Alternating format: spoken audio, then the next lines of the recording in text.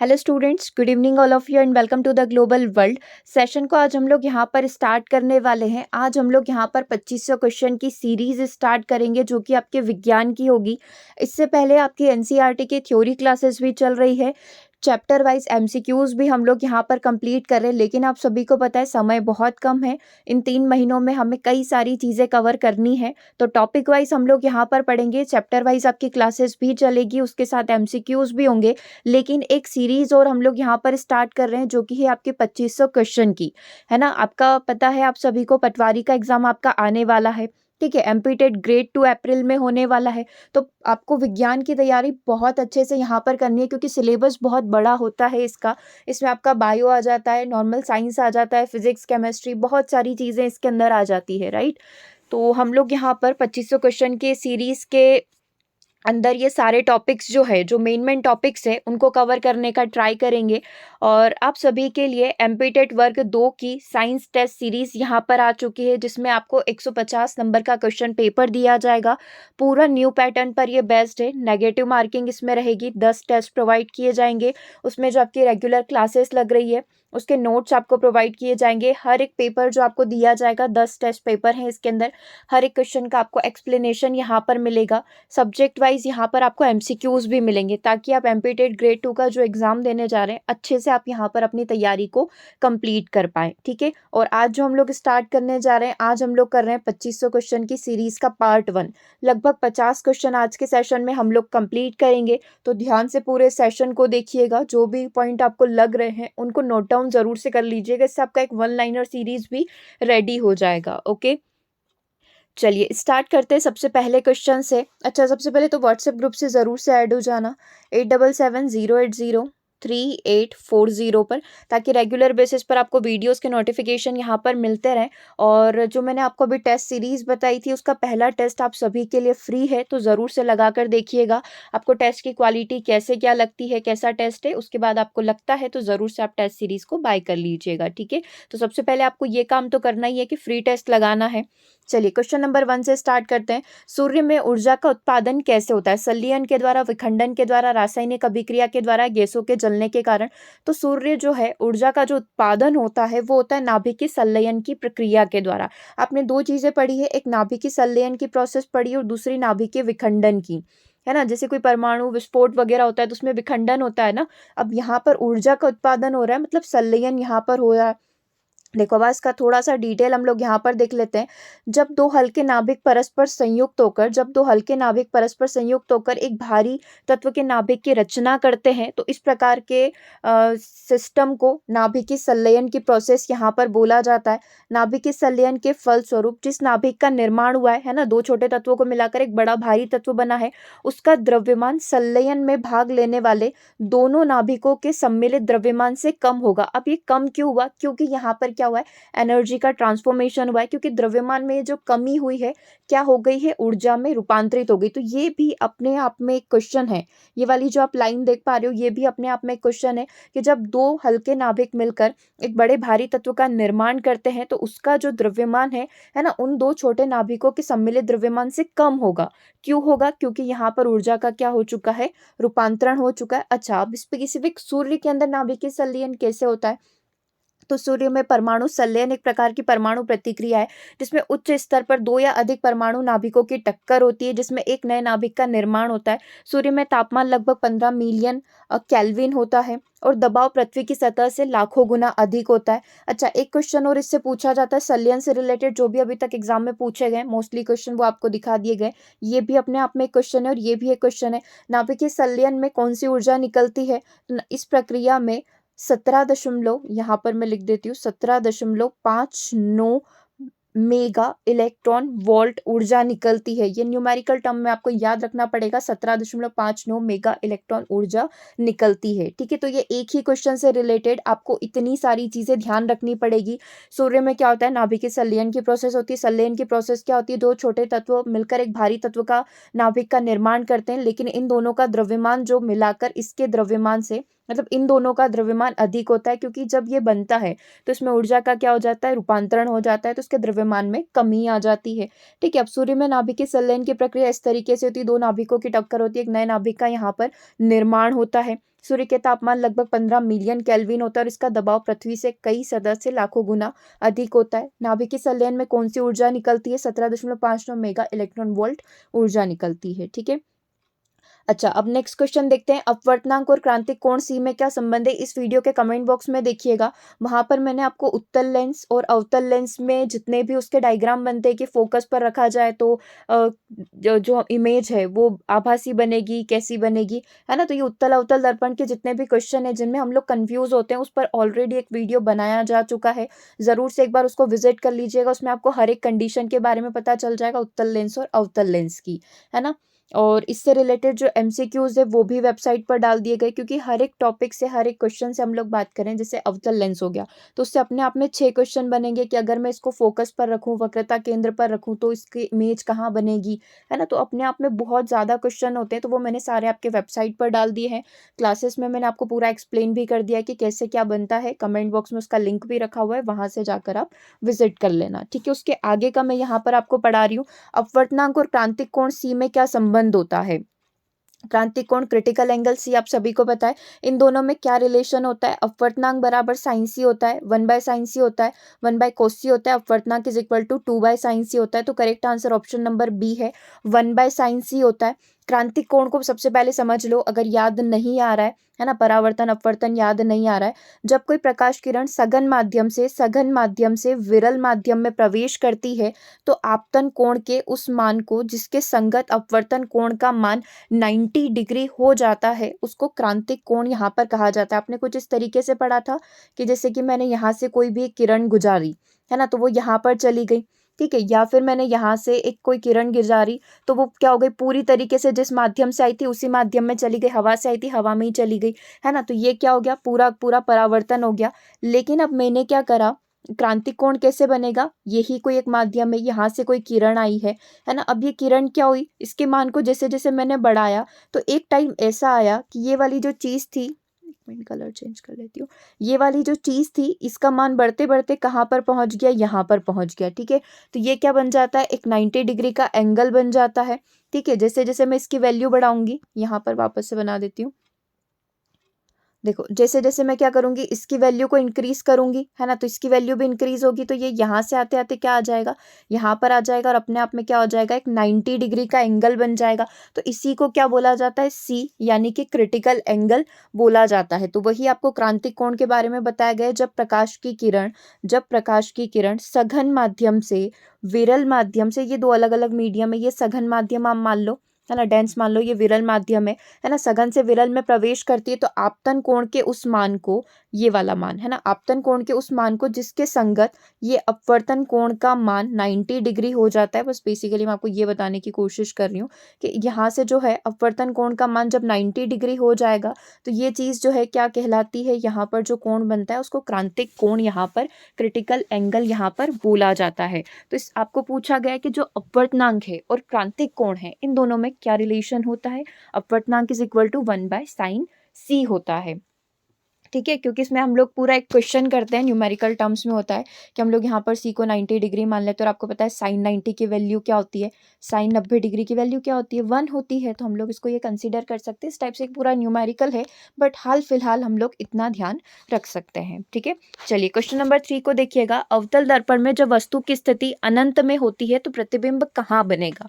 अवतल दर्पण की बात हो रही है। अवतल दर्पण कैसा होता है, ऐसा, है ना। अब इसमें क्या करा है, जब वस्तु को आप अनंत से लेकर आए हो, अनंत से आ रही है जिसका कोई डिस्टेंस वगैरह फिक्स नहीं है ना, तो प्रतिबिंब कहाँ पर बनेगा? देखो ये यहाँ पर गया है तो ये यहाँ से टकराएगा, और ये ऐसे होगा तो यहाँ पर बनेगा, मतलब फोकस पर बनेगा। और कैसा बनेगा, बिंदु आकार का बनेगा, और बिंदु आकार का उल्टा बनेगा, ठीक है।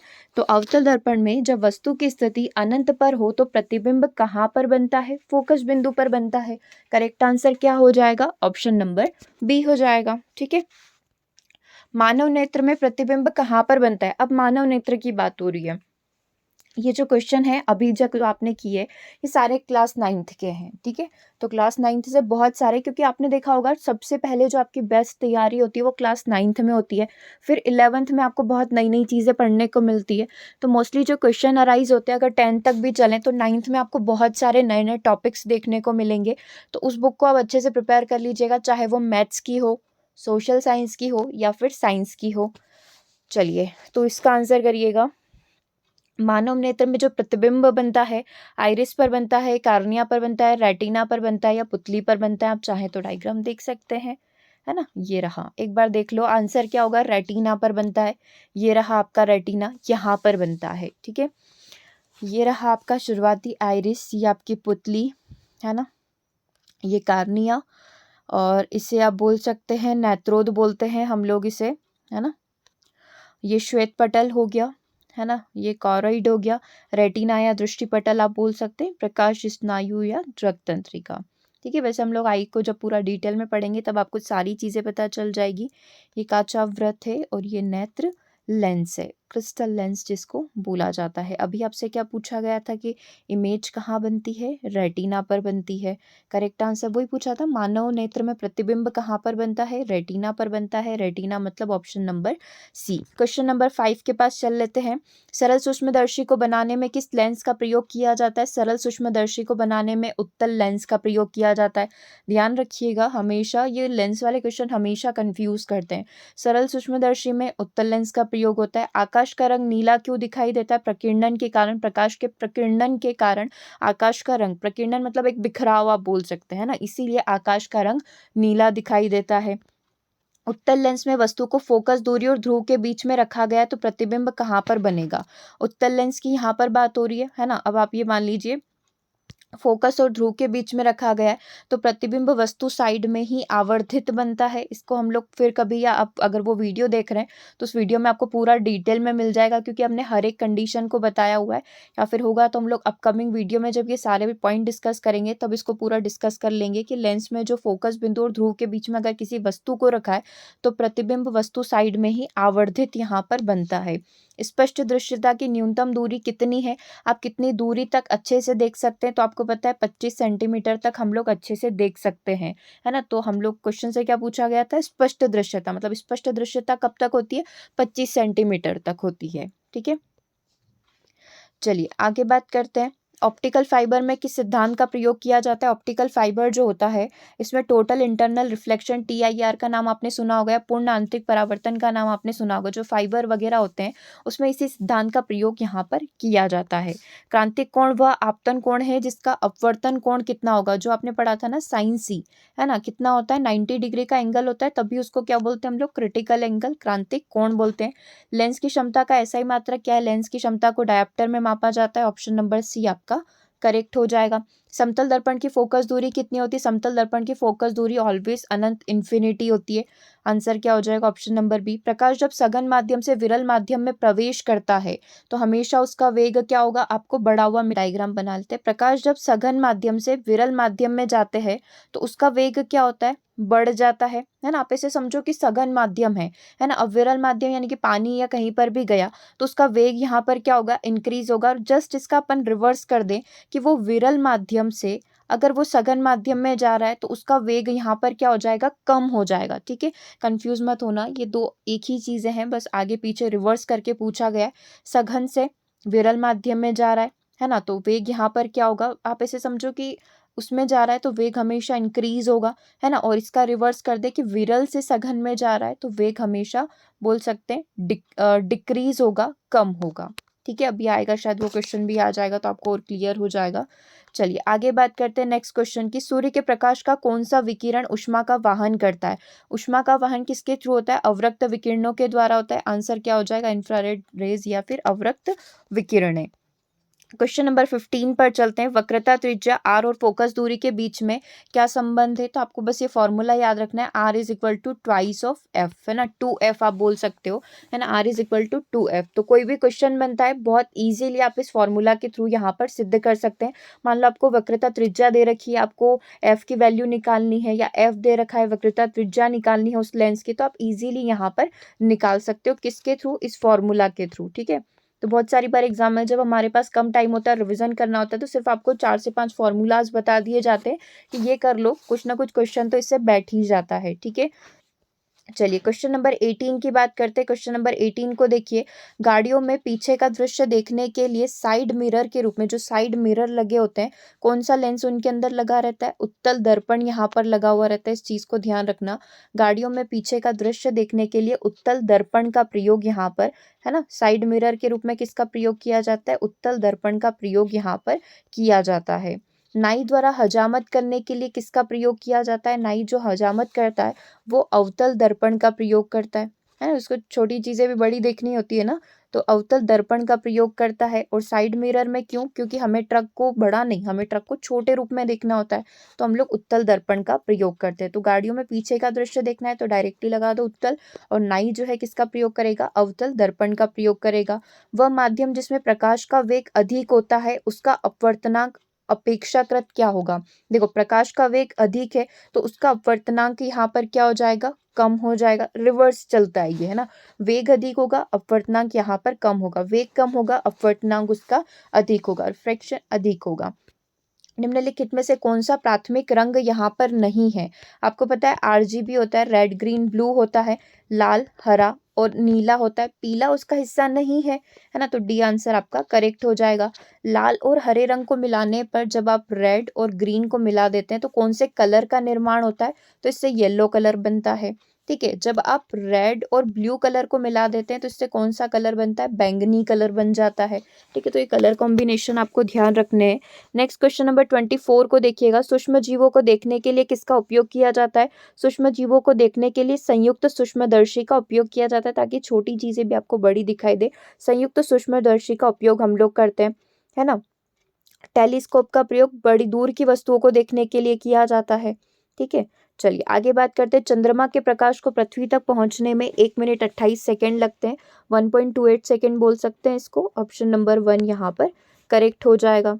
चलिए, निम्नलिखित में से प्रकाश किरण किसे प्रकाश किरण के ऊर्जा पैकेट के रूप में प्रयोग किया जाता है? तो प्रकाश किरण के ऊर्जा पैकेट के रूप में फोटोन का प्रयोग किया जाता है। सी आंसर आपका करेक्ट हो जाएगा। निम्नलिखित में से कौन दीप्त वस्तु नहीं है जिसका अपना प्रकाश नहीं है? तो चंद्रमा का अपना प्रकाश नहीं है, तो कौन दीप्त वस्तु नहीं है? तो चंद्रमा आपका आंसर हो जाएगा। टेलीस्कोप का प्रयोग क्या किया जाता है? तो टेलीस्कोप का प्रयोग दूर की वस्तुओं को देखने के लिए किया जाता है। रात के समय में तारे क्यों टिमटिमाते हैं? प्रकीर्णन, परावर्तन, अपवर्तन या फिर विवर्तन के कारण? तो अपवर्तन के कारण। सी आंसर आपका करेक्ट हो जाएगा। उगते या अस्त होते समय सूर्य लाल क्यों दिखाई देता है? तो सूर्य लाल दिखाई देता है प्रकीर्णन के कारण, और इसी कारण आकाश आपको नीला भी दिखाई देता है। ठीक है, प्रकीर्णन ही होता है, बिखराव ही होता है। ये आ गया देखो क्वेश्चन। प्रकाश जब विरल माध्यम से, अपोजिट है उस क्वेश्चन का, विरल माध्यम से सघन माध्यम में प्रवेश करेगा तो डेफिनेटली उसका वेग क्या होगा? यहाँ पर डिक्रीज हो जाएगा, घट जाएगा, है ना। और इसका रिवर्स सघन से विरल में करेगा तो बढ़ जाएगा।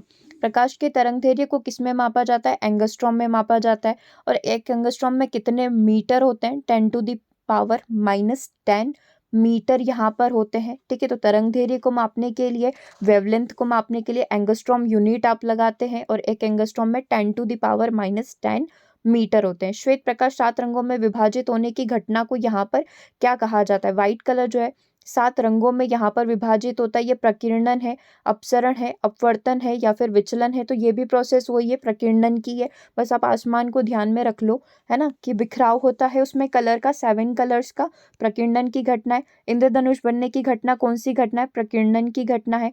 प्रकाश का वेग सबसे ज्यादा कहाँ पर होता है? प्रकाश सबसे तेज गति से कहाँ पर होगा? निर्वात में गति करेगा। Option number B. प्रकाश का वेग कितना होता है? 3 × 10⁸ मीटर पर सेकेंड।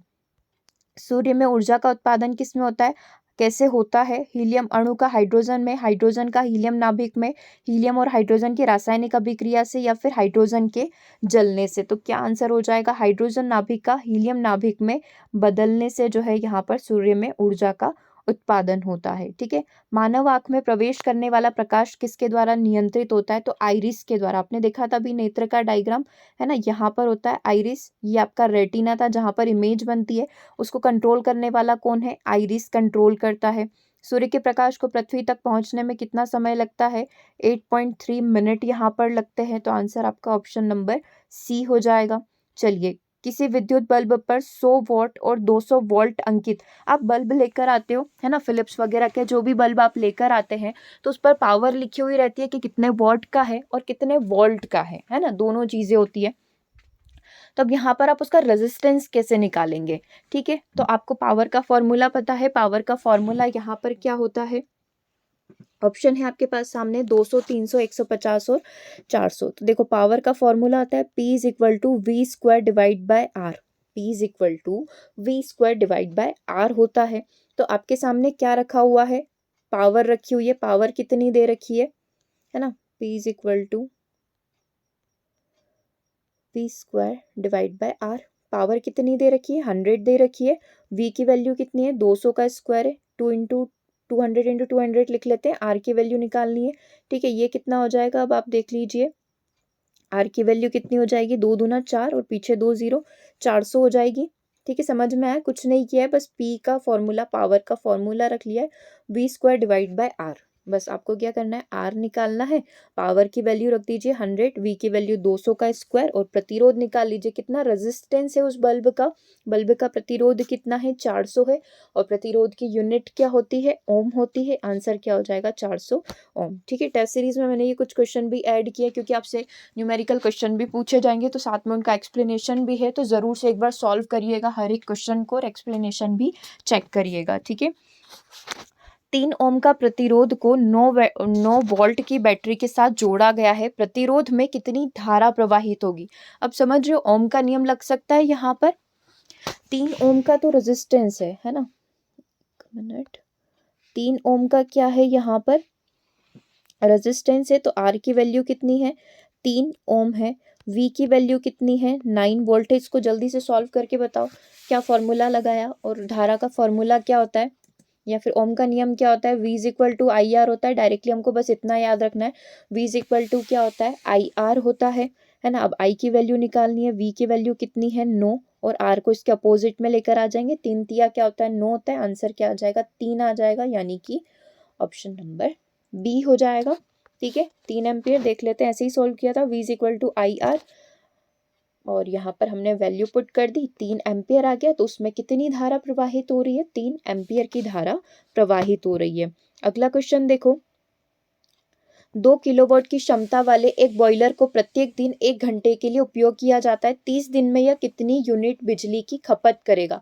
मतलब इसको आप बोल सकते हो लॉजिकल क्वेश्चन है। अपने घर में भी अगर अपन ऐसा कुछ करते हैं तो आसानी से आप उसको कैलकुलेट कर सकते हो। बस एक आइडिया आपको लगाना है, पहले आप सोचो इसको, है ना। आंसर मैंने यहाँ पर हाइड कर दिया है, क्या आंसर यहाँ पर होना चाहिए, फटाफट कमेंट करो।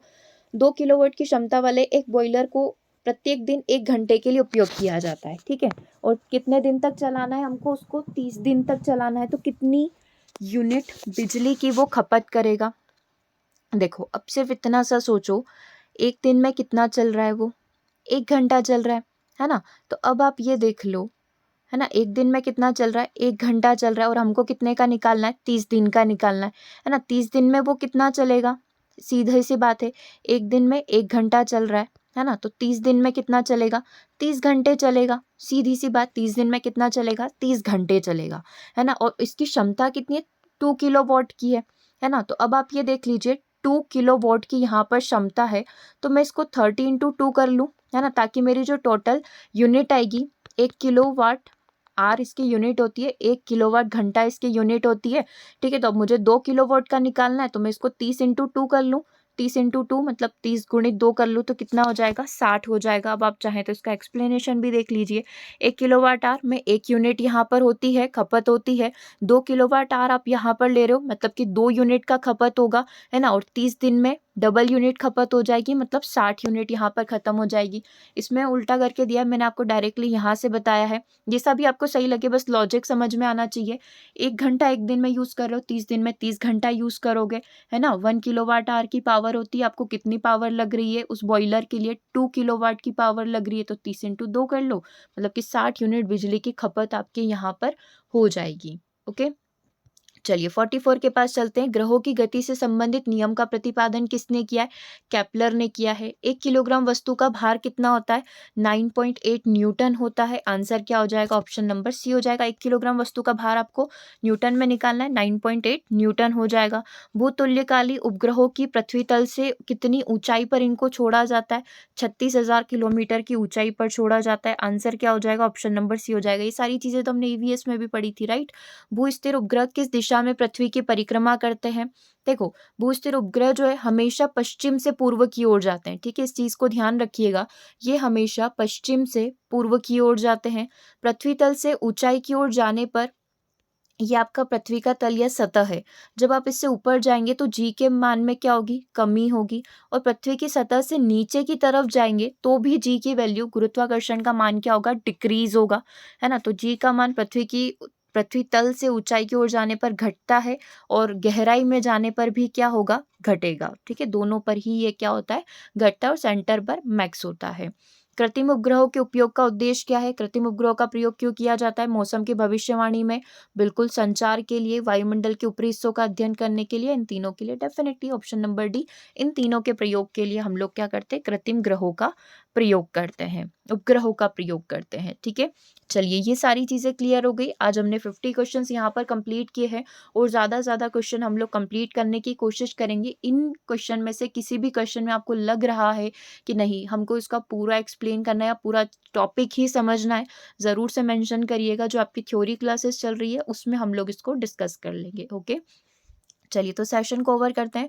व्हाट्सएप ग्रुप से आप सभी ऐड हो जाइएगा। 8770803840 पर मिलेंगे नेक्स्ट सेशन में। Thanks for watching.